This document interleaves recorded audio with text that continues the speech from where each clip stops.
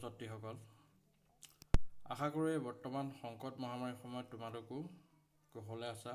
লগতে তোমালোকৰ ঘৰখনৰ মা দেউতাও কুশলে আছে বৰ্তমান বিদ্যালয় বন্ধ মোৰ তোমালোকৰ ভৱিষ্যতক লৈ বহুখিনি শংকা তথা চিন্তাও হৈছে কিয়নো এই বছৰ মই মেট্ৰিক পৰীক্ষাত লাগি থকা আৰু মেট্ৰিক পৰীক্ষাৰ বহি চাবলগীয়া হোৱাত তোমালোকৰ পাঠদান কাৰ্য আৰম্ভ কৰিবই নোৱাৰিলোঁ আৰু এতিয়াও 3 মাহ সময় পাৰ হৈ গ'ল ক্লাছবোৰ কিদৰে মেনেজ কৰা হ'ব তাকে চিন্তা কৰি থাকিও যদিও একো উপায় পোৱা নাই গতিকে এই পদ্ধতিৰে অনলাইন এটি ক্লাছ তোমালোকলৈ আগবঢ়াব বিচাৰিছোঁ ক্লাছটি তোমালোকৰ বাবে কিমানখিনি ফলপ্ৰসূ হয় মোক জনাব বুলি আশা কৰিলোঁ তোমালোকে প্ৰত্যেকেই হাতত কলম আৰু বহি লৈ ল'বা আৰু যিখিনি প্ৰয়োজনীয় বুলি ভাবা লিখি ল'বা আৰু মই লগতে তোমালোকৰ পাঠ আৰম্ভণিৰ বাবে যি দুটা প্ৰাথমিক ক্লাছ কৰিছিলোঁ তাত তোমালোকক নিশ্চয় জনোৱা মনত আছে যে তোমালোকে গণিতৰ ক্লাছ কৰোঁতে সদায় যিটো পাঠ মই শ্ৰেণীত আলোচনা কৰিম বুলি ক'ম সেই পাঠটো ঘৰত ভালদৰে পঢ়িবা ঠিক এতিয়াও মই তোমালোকক পৰামৰ্শ দিছোঁ যে তোমালোকে ঘৰত এই পাঠটো কিতাপ চাই আগতীয়াকৈ পঢ়ি ল'বা তাৰপিছত মোবাইলত মোৰ ক্লাছটো নিৰীক্ষণ কৰিবা আৰু কথাখিনি বুজিবলৈ যত্ন কৰিবা মই পাঠ আৰম্ভ কৰিছোঁ আজি মই তোমালোকলৈ আগবঢ়াইছোঁ সাধাৰণ গণিতৰ পাঠ বহুপদ ৰাশি বহুপদ ৰাশিৰ বিষয়ে তোমালোকে ইতিমধ্যে ক্লাছ 9ত পাই আহিছা বহুপদ ৰাশিত ক্লাছ 9ত আমি বহুপদ ৰাশিৰ সংজ্ঞা বহুপদ ৰাশিৰ প্ৰকাৰ আৰু বিভিন্ন প্ৰক্ৰিয়াৰ বিষয়ে আলোচনা কৰিছিলোঁ যদিও সেইখিনি তোমালোকৰ বিশেষ মনত নাথাকিবও পাৰে আৰু সেইখিনি মনত নাথাকিলে আমি 10মান শ্ৰেণীত পাঠটো বুজাত অসুবিধা হ'ব সেয়েহে মই তোমালোকৰ 9মান শ্ৰেণীৰ পাঠৰ কিছু পুনৰ পৰ্যালোচনা কৰি দিছোঁ তোমালোকে মন দিবা 9মান শ্ৰেণীৰ বহুপদ ৰাশিৰ পাঠৰ পুনৰ পৰ্যালোচনা বহুপদ ৰাশিৰ সংজ্ঞা বহুপদ ৰাশিৰ সংজ্ঞা দিবলৈ যাওঁতে আমি আগতীয়াকৈ 4টা কথা মনত ৰাখিব লাগিব চলক ধ্ৰুৱক আৰু বীজগণিতীয় প্ৰকাশ ৰাশি লগতে বীজগণিতীয় বিভিন্ন গাণিতিক প্ৰক্ৰিয়াবোৰ এতিয়া আহিলে চলক বা ভেৰিয়েবল যিবোৰ গণিতীয় ৰাশিৰ মান প্ৰয়োজন ভেদে পৰিৱৰ্তনশীল তেনে ৰাশিক বীজগণিতীয় চলক বুলি কোৱা হয় সাধাৰণতে ইংলিছ বা গ্ৰীক বৰ্ণমালা এলফাবেটেৰে স্মল লেটাৰে চলকবোৰ বুজোৱা হয় যেনে ABC KMN PQ XYZ Greek letter alpha beta gamma delta phi chi theta ইটা এটচেট্ৰা আৰু বহুখিনি আছে দ্বিতীয়তে আহিলে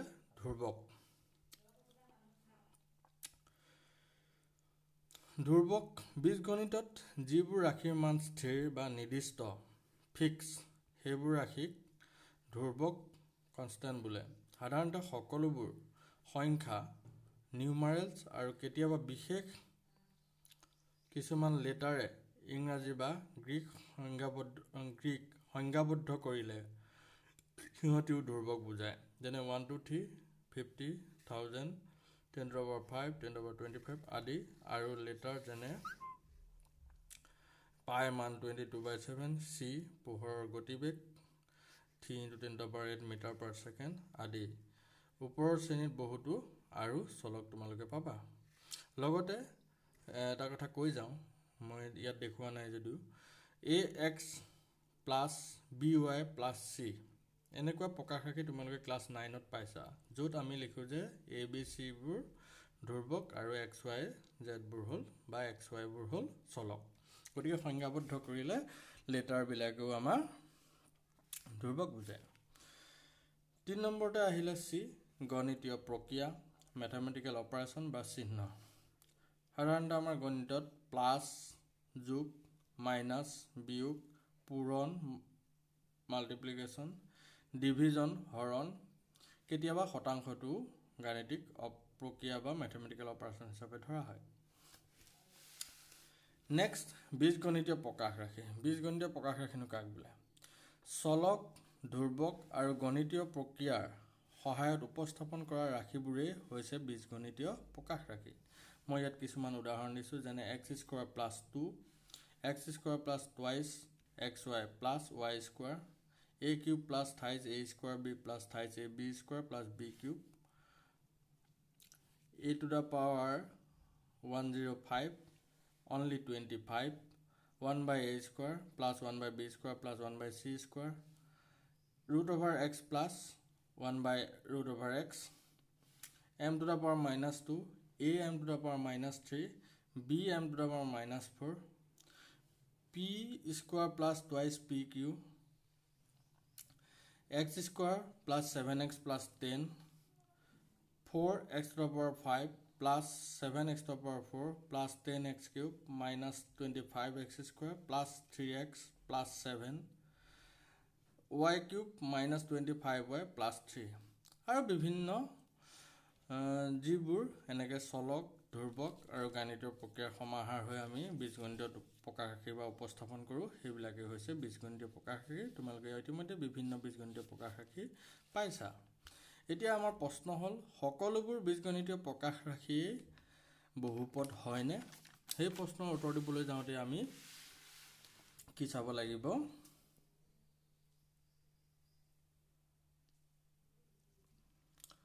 বীজগণিতীয় বহুপদৰ সংজ্ঞা। বীজগণিতীয় প্ৰকাশ ৰাশিৰ ঘাত পাৱাৰ বা মাত্ৰা, যাক ডিগ্ৰী বুলি কয়, আগতে পাই আহিছা। তথাপি কৈছোঁ, চলকৰ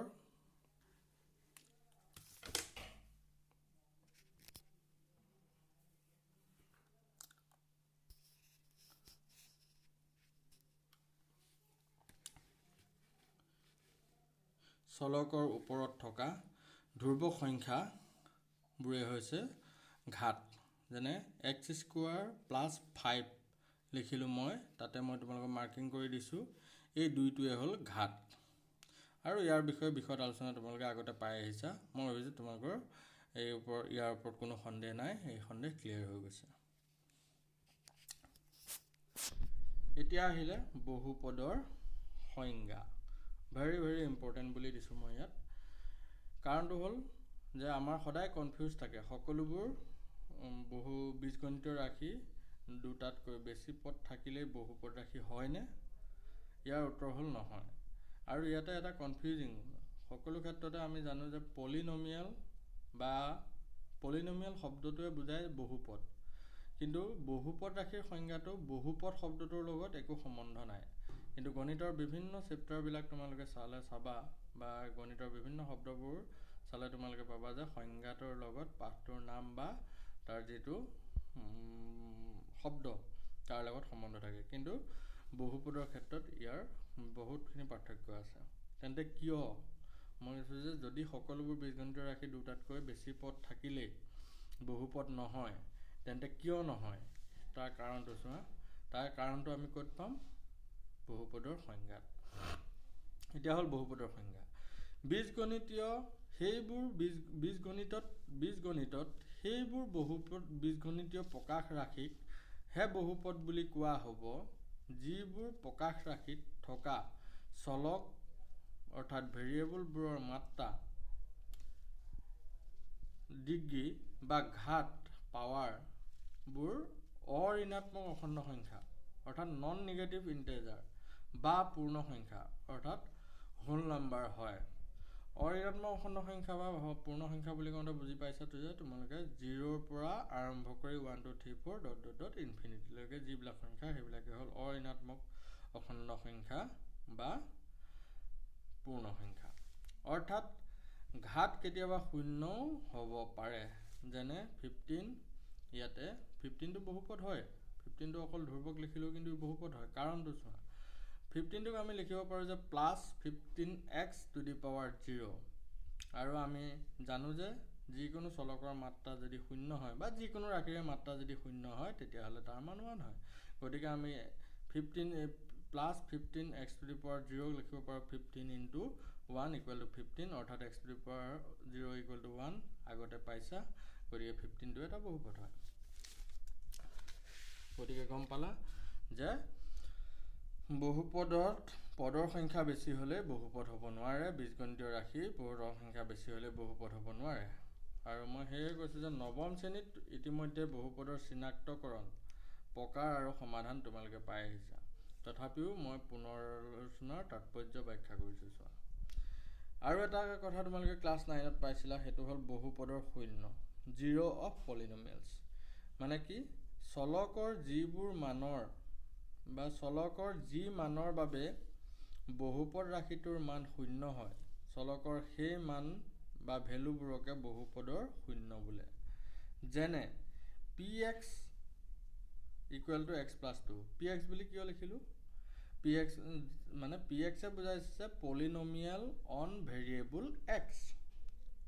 অৰ্থাৎ x চলকযুক্ত বহুপদ। ইয়াত মই pmও লিখিব পাৰোঁ। যদি pm লিখোঁ তাত থকা চলকটো হ'ব লাগিব m। যদি pt লিখোঁ তেতিয়াহ'লে চলকটো হ'ব লাগিব t। ইয়াত এতিয়া যিহেতু চলকটো x আছে সেইটো কাৰণে মই px লিখিছোঁ, অৰ্থাৎ পলিনমিয়েল অন ভেৰিয়েবল x। তোমালোকে ইতিমধ্যে pt, pq বা py বা pm এইবিলাক পাই আহিছা। মই ভাবিছোঁ ইয়াত কোনো সন্দেহ থাকিব নালাগে। সেইটো বিষয়ত মই আৰু বিশেষ আলোচনা নকৰোঁ। গতিকে px, py, pt এ কি বুজাইছে গম পাইছে যে polynomial on variable x, polynomial on variable y, polynomial on variable t, অৰ্থাৎ x চলকযুক্ত y চলকযুক্ত t চলকযুক্ত বহুপদ বুজাবৰ কাৰণে এনেকৈ ব্ৰেকেটত লিখা চলকটো ব্যৱহাৰ কৰা হয়। এতিয়া এই বহুপদটোৰ ক্ষেত্ৰত px equal to x plus 2 বহুপদটোৰ ক্ষেত্ৰত ইয়াত x ইকুৱেল টু যদি মই 0 বহাওঁ তেতিয়াহ'লে p0 মানে চলকৰ মান x ইকুৱেল টু 0 প্লাছ 2 অৰ্থাৎ p0 নট ইকুৱেল টু 0। গতিকে শূন্যটো বহুপদটোৰ শূন্য নহয়। কিন্তু x ইকুৱেল টু -2 অৰ্থাৎ xৰ মান যদি -2 হয়, মই ইয়াত ইকুৱেল টু দিবলৈ থাকি গ'ল। তথাপি বুজা যে xৰ মান মই -2 বহাইছোঁ। যদি x ইকুৱেল টু -2 তেতিয়াহ'লে p -2 equal to -2 plus 2 equal to 0 পাম, অৰ্থাৎ p -2 ইকুৱেল টু 0। গতিকে -2ক এই যিটো px বহুপদ আমি লৈছিলোঁ px equal to x plus 2 বহুপদ, -2ক সেই বহুপদটোৰ শূন্য বুলি ক'ব। ইয়াত x ইকুৱেল টু -2ক px equal to x plus 2 বহুপদ ৰাশিটোৰ শূন্য বুলি কয়। ক্লাছ 10 দশম শ্ৰেণীত আমি ক্লাছ 10 অৰ্থাৎ দশম শ্ৰেণীত আমি বহুপদৰ শূন্যৰ বিষয়ে আলোচনা কৰিম। গম পালা? তোমালোকে পাঠখিনি আকৌ 9ৰখিনিও চাবা, লুটিয়াই 10ৰখিনিও পঢ়ি চাবা, তেতিয়া বাকীখিনি কথা গম পাবা। মই জাষ্ট পৰ্যালোচনাটো লগতে লিখি দিলে যিমানখিনি সম্পূৰ্ণ হয় কৈ দিলে তাকে তোমালোকে থাকি যোৱা কথাখিনি বুজি পাবা আৰু পঢ়িবলৈ মন যাব। তাকে চাই মই প্ৰয়াস কৰিছোঁ। তোমালোকে ফিডবেক মোক জনাবা, পিছত জনাবা। তেনেহ'লে আমি আৰু পাঠ এইদৰে আলোচনা কৰিব পাৰিম। নেক্সট আহিলে ইতিমধ্যে নৱম শ্ৰেণীত বহুপদৰ প্ৰকাৰৰ বিষয়ে আমি আলোচনা কৰিছিলোঁ। এইটো মই পুনৰ পৰ্যালোচনা কৰিব বিচাৰিছোঁ। ইয়াৰ কাৰণ কি মই তোমালোকক কৈ আছোঁ পিছত। বহুপদবোৰ সাধাৰণতে পদৰ সংখ্যা আৰু চলকৰ মাত্ৰা বা ঘাতৰ ওপৰত নিৰ্ভৰ কৰি তলত দেখুওৱাৰ দৰে ভাগ কৰা হৈছে। ইয়াৰ বিষয়ে ক্লাছ 9ত পাইছিলা, তথাপিও আকৌ মই তোমালোকৰ সুবিধাৰ বাবে একবাৰ আলোচনা কৰিছোঁ। পদৰ সংখ্যাৰ ওপৰত ভিত্তি কৰি একপদ ৰাশি, এটা মাত্ৰ পদ থকা বহুপদ চলক, ইয়াত মই এটা লোৱা নাই, যিকোনো চলক ব্যৱহাৰ কৰিছোঁ। আমি কিন্তু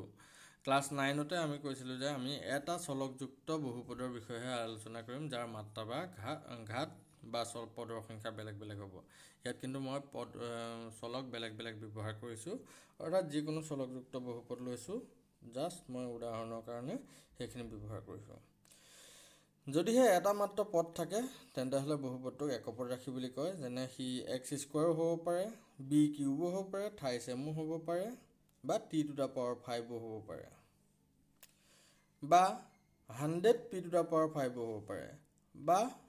অকল টুৱাইচ b হ'ব পাৰে। উদাহৰণ সেইটো। 2 নম্বৰতে আহিলে দ্বিপদ ৰাশি বাইনমিয়েল। দুটা পদ থকা বহুপদ, অৰ্থাৎ দুটা পদ থকা বহুপদ ৰাশিক দ্বিপদ ৰাখিবলৈ যেনে x² + 2 x + 5 x - y মই কৈছোঁৱে প্ৰথমে যে মই বেলেগ বেলেগ চলক ব্যৱহাৰ কৰিছোঁ এতিয়া দুটা পদ মাত্ৰ দুটা পদ ৰাখিছোঁ সেইটোহে তোমালোকক দেখুৱাব বিচাৰিছোঁ m² - 28 n⁻7 বা p⁻25 - 33 টি পদ তিনিটা পদ থকা বহুপদ অৰ্থাৎ যি বহুপদ ৰাশিত তিনিটা পদ থাকিব তাক টি পদ ৰাখিবলৈ যেনে x² + 2x - 10 বা x² + 2xy +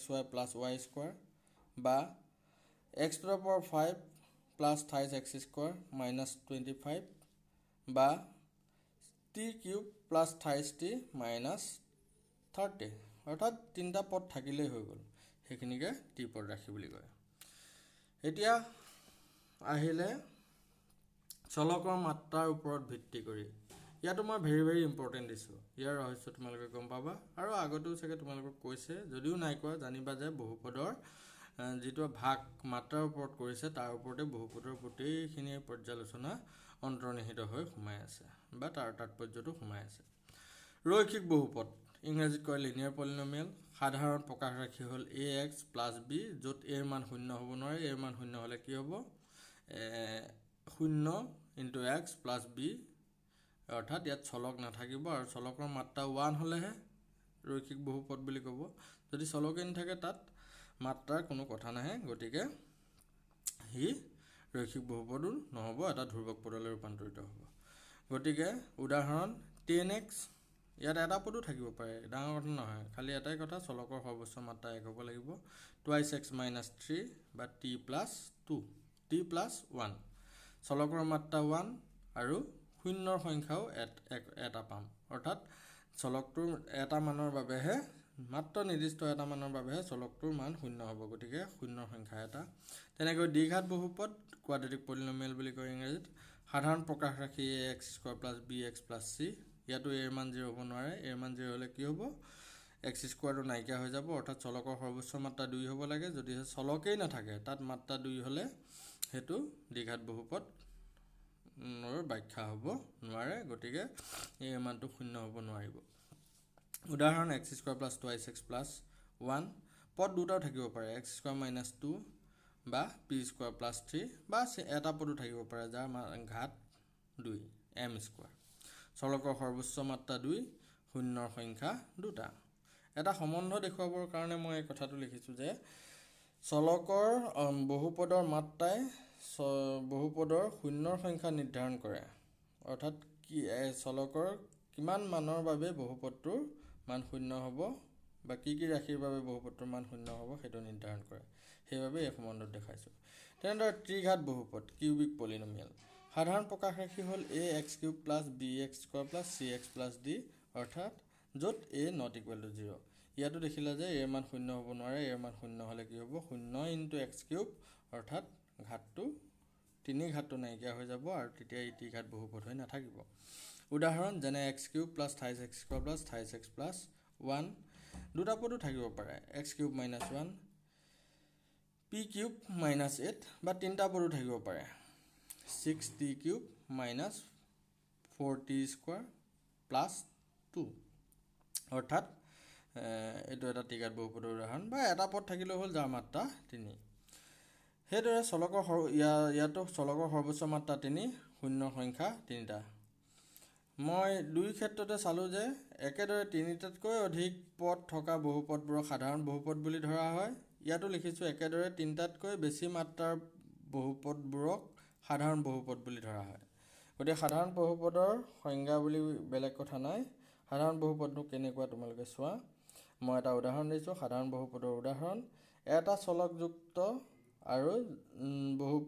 চলকযুক্ত আৰু মাত্ৰা n ইয়াত চলকটো x লৈছোঁ আৰু মাত্ৰা সৰ্বোচ্চ মাত্ৰা n হ'ব n ৰ মান যিকোনো হ'ব পাৰিব গতিকে 100 200 1000 50 যিয়ে নহওক বা 5 বা চলকৰ মাত্ৰা 6 যিয়ে নহওক বহুপদটো কিন্তু সাধাৰণ বহুপদ বুলি ধৰা হ'ব সাধাৰণ বহুপদটো এনেকৈ লিখা হয় ইয়াকো যেহেতু চলক মই এটাই লৈছোঁ px বুলিও লিখিব পাৰোঁ px = ইমান নিলিখিলোঁ তথাপিও এই বহুপদটোৰ নাম আমি px বুলি ক'ব পাৰিম কি কাৰণে পলিনমিয়েল অন ভেৰিয়েবল x লৈছোঁ অৰ্থাৎ x চলকযুক্ত বহুপদ ইয়াক লিখা হয় an x to the power n plus an minus 1 x to the power n minus 1 plus an minus 2 x to the power n minus 2 plus dot dot dot plus a2 x square plus a1x plus a naught বা a0 গতিকে ইয়াতো পদৰ সংখ্যাটো কিন্তু সদায় মাত্ৰাতকৈ এটা বেছি হ'ব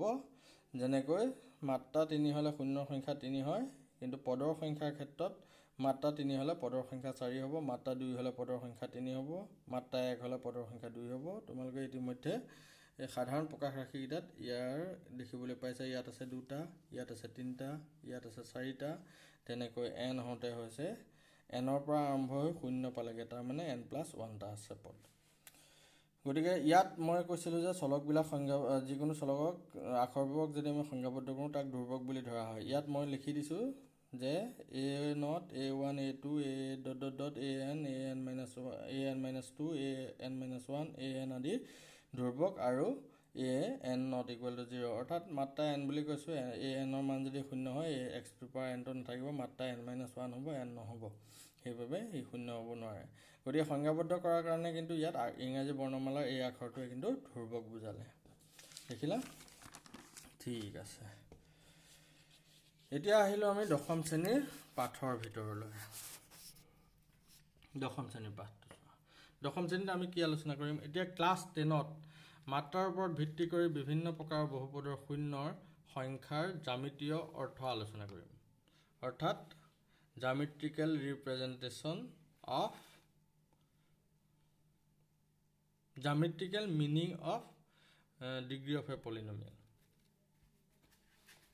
অৰ্থাৎ বহুপদৰ শূন্যৰ জ্যামিতীয় বহুপদৰ শূন্যৰ সংখ্যাৰ জ্যামিতীয় অৰ্থ number of zeros of polynomials which geometrical meaning গতিকে এতিয়া শূন্যৰ বহুপদ এটাৰ শূন্যৰ সংখ্যা মাত্ৰাৰ ওপৰত ভিত্তি কৰি ভাগ কৰা বহুপদৰ শূন্যৰ সংখ্যা আৰু তাৰ জ্যামিতীয় বা লৈখিক উপস্থাপনৰ মাজত সম্বন্ধ কি সেই বিষয়ে আলোচনা কৰিম মই দুটামান উদাহৰণ লৈছো আমি ইতিমধ্যে ৰৈখিক দ্বিঘাত আৰু ত্ৰিঘাত বহুপদ আৰু ইহঁতৰ শূন্যৰ সংখ্যা শিকিছো মই কৈছো যে মাত্ৰা ৰৈখিক বহুপদৰ শূন্যৰ সংখ্যা এটা মাত্ৰা 1 দ্বিঘাত বহুপদৰ মাত্ৰা 2 শূন্যৰ সংখ্যা 2টা ত্ৰিঘাত বহুপদৰ মাত্ৰা 3 শূন্যৰ সংখ্যা 3টা গতিকে একেদৰে nটা হলে nটাই শূন্য থাকিব কিন্তু পদৰ সংখ্যাটো বেলেগ হেতু কথা কৈছো এতিয়া ৰৈখিক বহুপদ এটা লওঁ তাৰ লেখটো কেনেকুৱা হয় চাওঁ নাম্বাৰ 1 লিনিয়াৰ পলিনমিয়েল ৰৈখিক বহুপদ এটাৰ ক্ষেত্ৰত লেখ অংকন কৰিলে তাৰ সাধাৰণ প্ৰকাশ পাই থৈছো ax + b য'ত a not equal to 0 যেনে px এটা উদাহৰণ ললো x - 2 বা ইয়াক মই ললো যে আগতে আমি ক্লাস 9ত যেহেতু লেখৰ বিষয় বা লেখ চিত্ৰৰ বিষয় পঢ়ি আহিছো লেখ কেনেকৈ আগে তোমালোকে জানা বুলি ধৰিছো এনেকৈ উলিয়াই পেলাই যদি আমি অংকন কৰো তে তাৰ লেখডাল হ'ব এনেকুৱা যি যাৰ লেখডালে এই বহুপদটোৰ লেখডালে অৰ্থাৎ বহুপদটো লৈছিলো আমি x - 2 বহুপদটোৰ লেখডালে y অক্ষৰ লগত সমান্তৰাল হ'ব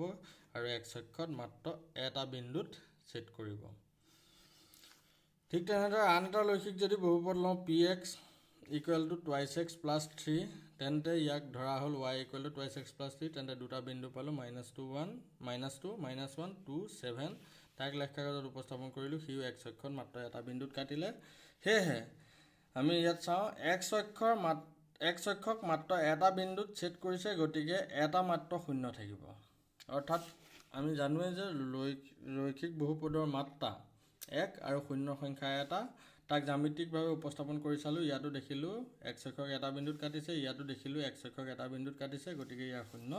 এটা ঠিক তেনেদৰে দ্বিঘাত বহুপদ এটাৰ ক্ষেত্ৰতনো কি হয় আমি তাক চাওঁ এটা দ্বিঘাত বহুপদ ললো কোৱাড্ৰেটিক পলিনমিয়েল দ্বিঘাত বহুপদৰ সাধাৰণ প্ৰকাশ ৰাখি আমি পাইছো যে ax² + bx + c য'ত a ইমান শূন্য হ'ব নোৱাৰে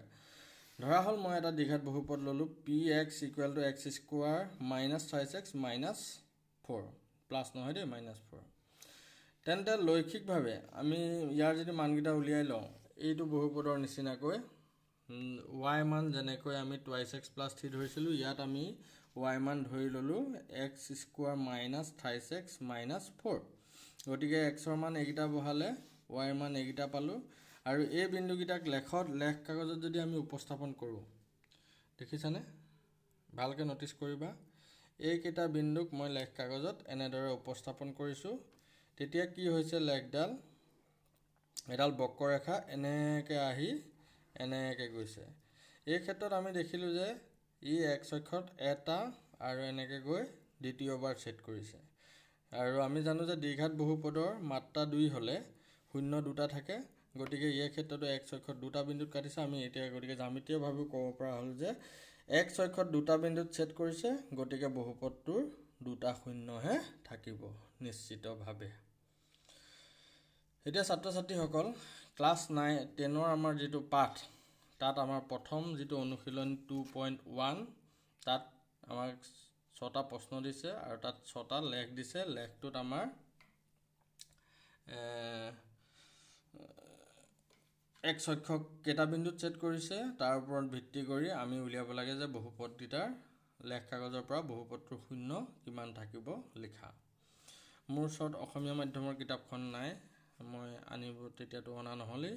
গতিকে এতিয়া এখন ইংৰাজী মাধ্যমৰ কিতাপ আছিলে তাত মই অনুশীলনটো দিছোঁ আৰু প্ৰশ্ন উত্তৰকেইটা তোমালোকক দেখুৱাম তোমালোকে চাবা আমাৰ দশম শ্ৰেণীৰ প্ৰথম পাঠটো হ'ল একে মিলিব তোমালোকে খালি ইয়াত অসমীয়াকেইটা তাত চাই ল'লে হৈ গ'ল ইংৰাজীত হ'ল পাঠটো এইটো অনুশীলনটো এক্সাৰচাইজ 2.1 তাত হৈছে the graph of y equal to px are given in figure 2.10 below for some polynomials px find the number of zeros of px in each case অসমীয়া আমাৰ কিতাপখনত বা তোমালোকৰ কিতাপখনত তোমালোকে চোৱা তাত লিখা আছে যে y equal to px বহুপদৰ লেখ তলত দিয়া আছে আৰু প্ৰতি ক্ষেত্ৰতে px ৰ গ্ৰাফ দিয়া আছে গ্ৰাফৰ পৰা px বহুপদটোৰ শূন্যৰ সংখ্যা প্ৰতি ক্ষেত্ৰতে নিৰ্ণয় কৰা এতিয়া প্ৰথম ক্ষেত্ৰত চোৱা তোমালোকে প্ৰথম প্ৰশ্নত x অক্ষক কাটা নাই গতিকে শূন্য থাকিব নাথাকে x অক্ষক কাটিলে এটা শূন্য থাকে ইয়াত x অক্ষক কটাই নাই গতিকে শূন্য নাথাকে ইয়াত x অক্ষক মাত্ৰ এটা বিন্দুত কাটিছে গতিকে শূন্য এটা থাকিব ইয়াত x অক্ষক এটা দুটা তিনটা বিন্দুত কাটিছে গতিকে তিনটা শূন্য থাকিব ইয়াত x অক্ষক এটা দুটা বিন্দুত কাটিছে গতিকে শূন্য কেইটা থাকিব দুটা ইয়াত x অক্ষক এটা দুটা তিনটা চাৰিটা বিন্দুত কাটিছে গতিকে শূন্য থাকিব চাৰিটা ইয়াত x অক্ষক এটা দুটা তিনটা বিন্দুত কাটিছে গতিকে শূন্য কেইটা থাকিব তিনটা শূন্য অৰ্থাৎ মই উত্তৰকেইটা দি দিছোঁ অনুশীলনী 2.1 ৰ এনসাৰকেইটা হ'ল এইকেইটা যে 1 নম্বৰত শূন্য নাই 2 নম্বৰত এটা শূন্য 3 নম্বৰত তিনটা শূন্য 4 নম্বৰত দুটা শূন্য 5 নম্বৰত এটা দুটা তিনটা চাৰিটা শূন্য আৰু 6 নম্বৰত এটা দুটা তিনটা শূন্য চাবা ভাবিছোঁ তোমালোকে বুজি পাইছা আৰু পাঠটো মই কোৱা নিচিনাকৈ পঢ়িবা তাৰ পিছত বুজিবলৈ চেষ্টা কৰিবা দেখিছা গতিকে তোমালোকে সহায়ক হ'ব পাঠটো পঢ়িবা ক্লাছ 9ৰ পাঠটো যদি বহুপদৰ কিতাপখন আছে বহুপদ চেপ্টাৰটো পঢ়িবা কথাখিনি আৰু ক্লাছ 10ৰ পাঠটো ধুনীয়াকৈ কিতাপ উলিয়াই অসমীয়াত লিখা আছে তোমালোকে বুজাত একো অসুবিধা নহ'ব ভালদৰে পঢ়িবা আৰু মই কোৱা কথাখিনিৰ লগত মিলাই চাবা নেক্সট ক্লাছত আমি বহুপদ ৰাশিৰ যদি সম্ভৱ হয় বহুপদ ৰাশিৰ সহগ আৰু শূন্যৰ মাজত সম্বন্ধৰ বিষয়ে আলোচনা কৰিম